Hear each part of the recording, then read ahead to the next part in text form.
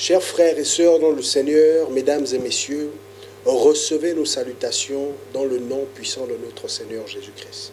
Nous vous souhaitons la bienvenue dans votre émission bimensuelle à l'image de Christ.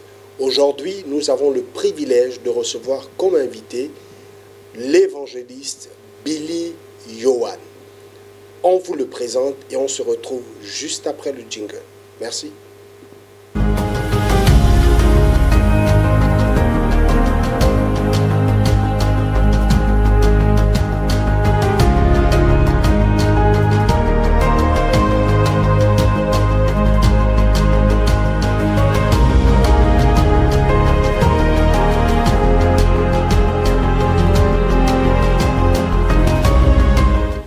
Alors, de retour sur notre plateau, bienvenue homme de Dieu. Merci. Alors, aujourd'hui, nous souhaitons nous entretenir avec nos téléspectateurs et bien sûr vous, sur une thématique, celle de l'humilité. Et comme thème donné à cet épisode, c'est l'humilité, marque du vrai leadership. Alors, pour mettre les pas dans le plat, homme de Dieu, qu'est-ce que c'est l'humilité selon la Bible? D'accord. Merci encore de me recevoir dans vos locaux et dans ce merveilleux plateau. Et je vais directement aller à des réponses parce que il y a plusieurs définitions de l'humilité. Voilà. Et est-ce qu'on peut prendre la Bible et on va lire quelque chose dans Proverbes chapitre 4, de verset 23. On peut tous regarder ensemble. D'accord, on prendra deux textes. Ça va s'afficher sur notre écran. Ok. Je peux faire la lecture? Oui, oui. Proverbe 4, verset 23. D'accord. Garde ton cœur plus que toute autre chose, car de lui viennent les sources de la vie. Très bien.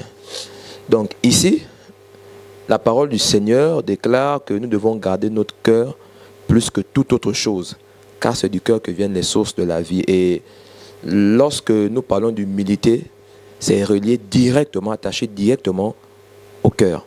Pourquoi? C'est quoi l'humilité? C'est simplement... Le cœur, là, on parle de l'organe ou bien on parle de quoi? Oui, oui. Le cœur, l'organe? Spirituel. Ok. Voilà. On a un cœur spirituel, c'est ça? Oui, oui, oui. Okay. Donc, Proverbe, donc, chapitre 4, verset 23. Garde ton cœur plus que toute autre chose, car de lui viennent les sources de la vie. Donc, je disais que de notre cœur, n'est-ce pas, nous viennent les sources de la vie. Et l'humilité fait partie des sources de la vie. C'est quoi concrètement les sources de la vie? Parce que ici, je rappelle, dans notre émission, on a vraiment cette responsabilité de clarifier et de ne pas se parler seulement à nous-mêmes en tant que chrétiens, mais de rendre le langage accessible au plus grand nombre. Donc les sources de la vie, c'est vrai, ce n'est pas une méditation, mais soyez un peu plus clair et pragmatique. D'accord. Donc, lorsque nous parlons de source de la vie, ce sont des moyens ou encore ce que le Seigneur a mis en place qui nous permettent de vivre sa vie, une source, n'est-ce pas? Et lorsque nous parlons de sources de la vie qui viennent du cœur, l'humilité, n'est-ce pas, fait partie de l'état de notre cœur. D'accord? Et une définition simple, je dirais aussi, pour ajouter à cela, c'est que c'est un état d'esprit aussi. Voilà, une manière de faire, un langage, une attitude, simplement comme définition. L'humilité, selon la parole de Dieu, selon la parole du Seigneur, est un état d'esprit. Très bien. Une attitude. Très bien. Un langage. Un langage, voilà. Ok. Et appuyé à cela, est-ce que nous pouvons prendre un autre texte dans Philippiens chapitre 2, versets 5 à 10. Alors, que votre attitude soit identique à celle de Jésus-Christ. C'est l'attitude dont vous parlez par rapport à l'humilité. Lui qui est de condition divine, il n'a pas regardé son égalité avec Dieu comme un butin à préserver, l'attitude, mais il s'est dépouillé lui-même en prenant une condition de serviteur, en devenant semblable aux êtres humains. Très bien. Et je vais souligner un point. Ici au verset 7, on nous parle du dépouillement. Il s'est dépouillé lui-même. Vous voyez? Donc, quand on parle de dépouillement, c'est enlever comme un vêtement. Donc, nous voyons que par l'humilité est un vêtement que le Seigneur, n'est-ce pas, accorde à ceux-là, n'est-ce pas, qui ont fait alliance avec lui par son esprit. Et Lorsque nous prenons un texte de Éphésiens chapitre 2, Ok. je vais expliquer un peu ça un peu plus en profondeur. Éphésiens chapitre 2, voilà. On y dit autrefois, vous étiez morts à cause de vos fautes et de vos péchés. Par ces actes, vous conformiez alors à votre manière de vivre, à celle de ce monde, et vous suiviez le chef des puissances spirituelles mauvaises, cet esprit qui agit maintenant dans les hommes rebelles à Dieu. Ok. Ici, on nous parle des hommes rebelles à Dieu. Nous ne pouvons pas parler d'humilité sans pourtant parler de l'orgueil, parce que c'est l'opposé directement. Ok. Ok? Ok. Et Ok, allez-y. on peut prendre un autre texte encore, dans Ézéchiel. Ézéchiel 28, versets 14 à 17. Tu étais un chérubin protecteur, aux ailes déployées. Je t'avais installé et tu y étais, sur la sainte montagne de Dieu. Tu marchais au milieu des pierres étincelantes. Tu as été intègre dans ta conduite depuis le jour où tu as été créé, et ce jusqu'à ce qu'on trouve de l'injustice chez toi. À cause de la grandeur de ton commerce, tu as été rempli de violence et tu as péché. Je te précipite de la montagne de Dieu et je te fais disparaître, chérubin protecteur, du milieu des pierres étincelantes. Le verset 17. Ton cœur s'est enorgueilli à cause de ta beauté. Tu as corrompu ta sagesse à cause de ta splendeur. Je te jette par terre, je te livre en spectacle au roi. Ton cœur s'est enorgueilli Ok. à cause de ta beauté. Vous voyez? Donc ici, on nous parle de l'orgueil. Et nous voyons que l'orgueil se retrouve où? Dans le cœur. Ok. N'est-ce pas? Et on nous fait comprendre que c'est à cause de sa beauté qu'il s'est enorgueilli. Donc en vérité, lorsqu'il y a des manifestations d'orgueil, n'est-ce pas? C'est à cause de certaines choses. Et lorsqu'il y a aussi humilité, c'est à cause simplement de la présence du Seigneur dans nos vies. Alors, la Bible nous fait comprendre, pour ceux-là qui, vous le savez assez bien quand même, que Jésus était en même temps homme et en même temps Dieu. Est-ce qu'on a des exemples concrets et pratiques des actes d'humilité qui ont accompagné son ministère ou sa vie sur la terre? Bien sûr, il y a plusieurs exemples, bien sûr. Et je vais donner 2 ou 3 exemples. Nous allons prendre le livre de Jean, chapitre 13, le verset 3 à 9 et le verset 14 à 15. Un exemple. Ok. Jean. Chapitre 13, Ok. le verset 3 à 9 Ok. Mais vous pouvez toutefois déjà, avant que la technique ne... et 14 à 15. Donc ici, nous voyons déjà un exemple d'humilité, n'est-ce pas, de notre Seigneur Jésus qui est Dieu sur la terre. Voilà, donc Jésus savait que le Père avait tout remis entre ses mains, qu'il était venu de Dieu et qu'il retournait vers Dieu. Il se leva de table, quitta ses vêtements et prit un linge qu'il mit autour de sa taille. Ensuite, il versa de l'eau dans un bassin et il commença à laver les pieds des disciples et à les essuyer avec le linge qu'il avait autour de sa taille. Il arriva donc vers Simon-Pierre qui lui dit, « Toi, Seigneur, tu me laves les pieds. » Jésus lui répondit, « Ce que je fais, tu ne le sais pas maintenant, mais tu le comprendras par la suite. » Pierre lui dit, « Non, jamais tu ne me laveras les pieds. » Jésus lui répondit, « Si je ne te lave pas, tu n'auras pas de part avec moi. » Simon-Pierre lui dit, « Seigneur, non seulement les pieds, mais encore les mains et la tête. » Nous allons lire le verset 14 à 15. Au verset 14 à 15, nous voyons la suite de cette histoire. « Si donc je vous ai lavé les pieds, moi, le Seigneur et le Maître, vous devez aussi vous laver les pieds les uns les autres, car je vous ai donné un exemple afin que vous fassiez comme je vous ai fait. » Bon, la question qui me vient tout de suite à l'esprit, c'est est-ce que nous sommes appelés, enfants de Dieu, à laver les pieds des uns et des autres, ou bien c'était une parabole, une allégorie Effectivement, c'était... Est-ce que vous, par exemple, vous lavez les pieds de vos disciples? Non, pas du tout. Ok. Donc, c'était une parabole pour nous faire comprendre un aspect de l'humilité. Okay. Pour dire que Jésus, en tant que Dieu sur la terre, n'est-ce pas, a pu faire certaines choses, n'est-ce pas, et il dit à ses disciples de faire la même chose. Alors, homme de Dieu, nous allons faire une courte pause. Ok. Et nous nous retrouvons juste après le jingle. Que Dieu vous bénisse.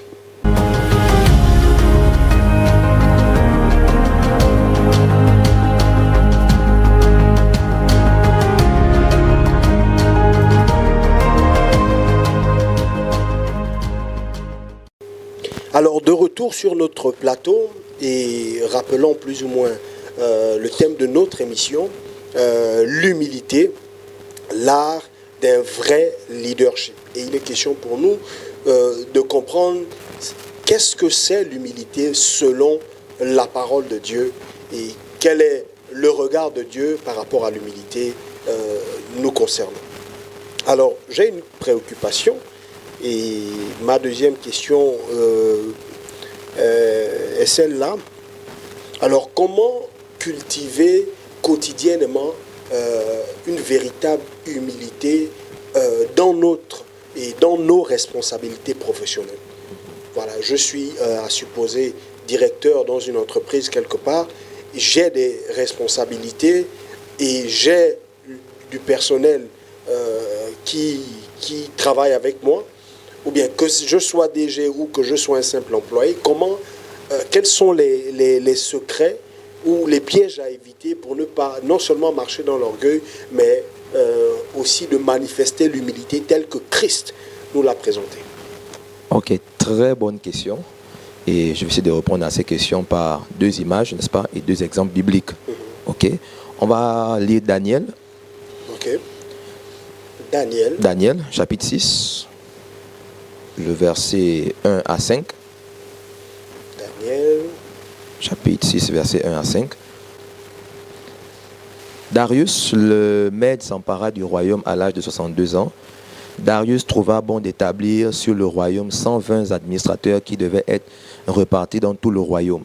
Il mit à leur tête 3 responsables, parmi lesquels figurait Daniel, afin que les administrateurs leur rendent des comptes et que le roi ne subisse aucun dommage. Daniel se montrait supérieur aux autres responsables et aux administrateurs parce qu'il y avait en lui un esprit extraordinaire. Le roi pensait à lui confier la responsabilité de tout le royaume. Les responsables et les administrateurs cherchèrent alors une occasion d'accuser Daniel en rapport avec les affaires du royaume. Cependant, ils ne purent trouver aucune occasion de le faire, aucune faute de sa part, parce qu'il était fidèle et qu'on ne trouvait chez lui ni négligence, ni faute. Très important. Ni négligence, ni faute. Et ici, on nous dit, Daniel, cependant, Daniel ne peut trouver aucune occasion de le faire, aucune faute de sa part. N'est-ce pas? Nous voyons déjà que Daniel ne se conformait pas ou il ne vivait pas comme les autres. Et pourtant, tous travaillaient ensemble dans la même organisation, n'est-ce pas? Mais il y avait quelque chose de particulier, c'est qu'on cherche des failles, des fautes. Dans la vie de Daniel, on ne trouve pas. Parce qu'il était fidèle, non négligent. Et regardez le verset 10. Là-dessus, le roi Darius écrivit le décret d'interdiction. Donc je vais repartir du verset 5. Les responsables et les administrateurs cherchèrent alors une occasion d'accuser Daniel en rapport avec les affaires du royaume. Donc l'un des secrets déjà, en milieu professionnel, pour cultiver l'humilité. Pour cultiver l'humilité, n'est-ce pas? Mettons-nous d'abord dans la position d'un DG. Voilà. D'accord. Comment un DG peut être humble? Comment il peut être humble, ou bien comment il peut manifester l'humilité? L'humilité, exactement. Très bien. Comment il peut manifester l'humilité? Simplement en obéissant à la parole du Seigneur, en demeurant dans la volonté du Seigneur simplement. Je prends un exemple simple. Alors là, un exemple simple. C'est vague. Oui, un exemple simple. Nous savons qu'en milieu professionnel, il y a beaucoup de compromis. Il y a beaucoup de combats, il y a beaucoup de choses. Ici, Daniel est dans un milieu professionnel, n'est-ce pas? Mais on nous fait comprendre que Daniel, il n'y avait aucune faute de sa part. Ok. Donc, est-ce que vous êtes en train de dire que marcher dans l'humilité, c'est être irréprochable? On peut dire ça comme ça. Okay. En milieu professionnel. Parce que nous voyons souvent, il y a des catégories de personnes, n'est-ce pas, ayant accepté le Seigneur. Et nous pouvons manifester l'humilité dans certains domaines, dans certains couloirs. Et dans les milieux professionnels, c'est autre chose. Il y a souvent ce conformisme-là. Et la parole nous révèle que nous ne devons pas nous conformer au siècle présent. Cela signifie que même en milieu professionnel, n'est-ce pas, nous ne devons pas nous conformer. Nous devons être simplement dans l'intégrité et dans la vérité. Okay. Est-ce que de manière pratique, pour un DG, un responsable, manifester l'humilité, c'est pas quelque part aussi savoir écouter ses employés? Oui, oui. De façon pragmatique. Oui, oui. C'est-à-dire quelqu'un qui sait écouter et accepte la contradiction, quand bien même il est le DG, il accepte toujours dans le cadre, dans le respect. Ouais. Est-ce que pratiquement, c'est pas toutes ces choses-là exactement, qui font que, voilà... Monsieur tout à fait, exactement, c'est une forme d'humilité. En fait, dans l'humilité, il y a plusieurs choses. Okay. Mais en milieu professionnel, citez-en trop. Comme vous avez dit, écoutez déjà ses collaborateurs, okay. les employés, écouter, n'est-ce pas, et reconnaître si on est en faute, savoir que le collaborateur, il peut être inférieur à moi, et ce point ou cet aspect-là, c'est une vérité, et accepter cela, ça fait partie de l'humilité. Est-ce que l'humilité, c'est aussi augmenter les salaires de... Non, non, pas du tout. Pas du tout. C'est, comme je disais au départ, c'est de régler directement. Et maintenant, si on se met dans la place d'un employé, voilà, comment lui, avec d'abord ses collègues, comment, de manière pratique, il peut manifester l'humilité? Un travailleur, n'est-ce pas, comment il peut manifester l'humilité envers les supérieurs? Très bien, très bonne question. Est-ce que être humble en milieu professionnel, c'est être un béni oui-oui? Non, pas du tout. Vous savez qu'en entreprise, on a ces gens-là. Oui, les bénis oui-oui. Est-ce que ça frôle un peu l'humilité? Il y a des ressemblances. Déjà, comment vous faites la différence entre un béni oui-oui et quelqu'un de humble? D'accord. Déjà, celui qui est humble, n'est-ce pas, il est humble à cause de l'Esprit du Seigneur en lui, n'est-ce pas, et qui permet à ceux qu'il puisse discerner ce qui est bien et ce qui est mal. Très bien. Et en fonction de ce qui est bien et ce qui est mal, il se dispose. Par contre, le béni oui-oui, il n'y a aucun discernement de ce qui est bien ou qui est mal, mais le fait que l'ordre ou l'instruction ou l'orientation vient du supérieur, il se plie simplement. Il y a une volonté de plaire aux hommes. Très bien. Alors que accepté par les hommes. Alors que par contre, l'humilité, c'est plaire d'abord au Seigneur. Et ensuite, se plier aux hommes. Mais c'est la priorité, c'est d'abord le Seigneur. C'est un peu une différence entre celui qui est dans le béni oui-oui et celui-là qui est selon l'humilité, n'est-ce pas, selon le Seigneur plutôt. Et maintenant, comment nous, on peut entretenir ces valeurs-là dans le cadre familial, avec nos enfants, en famille, nos femmes? Comment concrètement on peut insuffler ces valeurs-là dans le cadre familial? D'accord, avant de rentrer dans le cadre familial, je vais toucher deux aspects importants, n'est-ce pas? Parce que par rapport à l'exemple de Daniel, l'une des choses qui a favorisé, qui a cultivé cette humilité, cette manière de travailler en milieu professionnel, c'est que Daniel avait une attitude avant, pendant et après le milieu professionnel. C'était la prière. Vous voyez? Il y a un autre exemple, c'est l'exemple de Mardoché et Aman. On se rend compte que tous sont dans un royaume, ils travaillent ensemble, mais au moment où le roi décide de récompenser, d'honorer Mardoché pour ses actions, on se rend compte qu'après être honoré, après le vêtement, après toutes ces choses-là, on nous dit Mardoché plutôt est retourné à la porte. Est-ce que vous voyez un peu, c'est une image très forte? Parce que pendant que Mardoché plaide, supplie la grâce du Seigneur et en intercession par rapport au peuple de Dieu, il est honoré au même moment, mais il n'oublie pas son fardeau. Il retourne aux pieds du Seigneur. D'accord. Et donc, pour cultiver déjà l'attitude, la disposition de cœur d'humilité, c'est important de réaliser que cela se fait par l'Esprit de Dieu. Par l'Esprit du Seigneur. Personne ne peut manifester l'humilité sans l'Esprit du Seigneur. Personne. Le caractère de Christ. Le caractère de Christ. La nature même du Seigneur. Et nous devons aspirer véritablement à cela. Parce que nous pouvons manifester des dons, des grâces ou quoi, mais là où le don peut t'amener, la seule chose qui peut te garder, c'est le caractère. Et nous voyons plusieurs exemples dans la Bible des personnes qui ont raté leur destinée simplement par manque de caractère. Et l'humilité fait partie du caractère du Seigneur. Bon, j'ai un monsieur, voilà, d'un certain âge marié, qui m'a dit oui, mais moi, ma femme, à la maison, elle dit toujours que des bêtises. Et donc, je ne l'écoute jamais. D'accord. Et il me demandait, voilà, est-ce que c'est une preuve d'orgueil? Parce que je considère que je n'arrive pas à échanger avec elle. Je trouve que ses positions ne sont jamais... elle n'épouse jamais mes positions et elle a toujours une approche différente.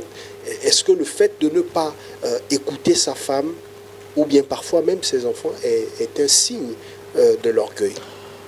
Je dirais oui et non. Oui. Pourquoi? La Bible nous dit que soyez prompt à écouter et lent à parler. Peu importe notre compréhension d'un sujet ou d'un domaine, l'écoute passe avant toute chose, l'écoute. Parce que même lorsque ce que la personne dit est contraire à mes connaissances ou à ce que j'ai reçu comme enseignement, il y a certainement quelque chose dans ses propos qui peut m'aider. Donc déjà d'abord écouter. Et maintenant à la suite... Écouter son épouse. Écouter son... Non, oui, écouter son épouse ou encore son époux. Écouter. Ok. Et par rapport aux enfants? C'est la même chose. Ok, savoir écouter. Parce que savoir écouter. Parce que le Seigneur peut nous parler d'une manière ou d'une autre. Ok. Par un adulte, par un enfant. Il prend une parabole dans Matthieu 18 là-bas. Il réunit des disciples et il prend un enfant. Il dépose un enfant au milieu. Et il dit aux disciples que si vous ne ressemblez pas à cet enfant-là, n'est-ce pas? Personne ne peut voir le royaume, même personne ne peut entrer dans le royaume. Il nous parle d'une ressemblance. Comment se comporte l'enfant? L'enfant ressemble à... Quel est le cœur de l'enfant? Vous voyez un peu? Donc c'est un peu ça. Alors, nous sommes arrivés au terme de notre échange. Et déjà, merci encore d'avoir répondu présent à notre invitation. Merci. Et nous souhaitons quand même, pour la fin, que vous priez pour ceux-là qui ont ces difficultés-là encore, que ce soit au milieu professionnel, dans le cadre familial ou même dans la cité en général, ont des difficultés à vivre pleinement cette humilité-là. D'accord. Au fond d'eux, ils veulent bien être humbles, écouter, mais il y a comme une opposition lorsqu'ils décident d'aller dans cette direction. Est-ce que vous pouvez prier pour ces personnes? Oui, oui, bien sûr. Et avant de prier, j'aimerais vraiment encore souligner ce point-là. C'est que l'humilité est un caractère qui nous vient directement du Seigneur. Et ce n'est pas seulement par la nouvelle naissance, n'est-ce pas, qu'on peut obtenir ce caractère-là, n'est-ce pas? Mais c'est vraiment par l'obéissance. L'obéissance à la voix de l'Esprit. Et pour tous les enfants du Seigneur, pour tous ceux qui sont en Christ, n'est-ce pas, qui aspirent à la nature, au caractère du Seigneur, devons aller au pied du Seigneur. Et je crois que c'est possible. Et c'est la volonté de Dieu. Amen, homme de Dieu. Okay. Allez au pied du Seigneur. On va se séparer sur ces paroles-là. Et homme de Dieu, priez pour nous. Merci. Merci.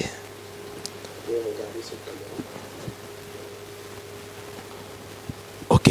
Père, je te bénis et je te rends grâce dans le nom précieux de Jésus-Christ. Merci pour ces moments d'échange. Et en ton nom, ce soir, je déclare et je décrète pleinement que ton règne et ta volonté se manifestent dans nos cœurs, dans nos familles, en milieu professionnel et ailleurs où tu voudras, Seigneur, où tu vas nous emmener. Je prie, Seigneur, que ton peuple, Seigneur, en entendant cette parole, que le Saint-Esprit descende et commence à opérer une œuvre nouvelle dans les cœurs, dans le nom précieux de Jésus-Christ.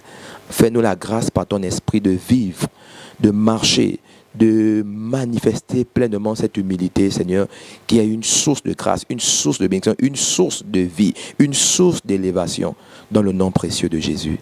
Amen. Amen. Et on se dit à la semaine prochaine. Que Dieu vous bénisse.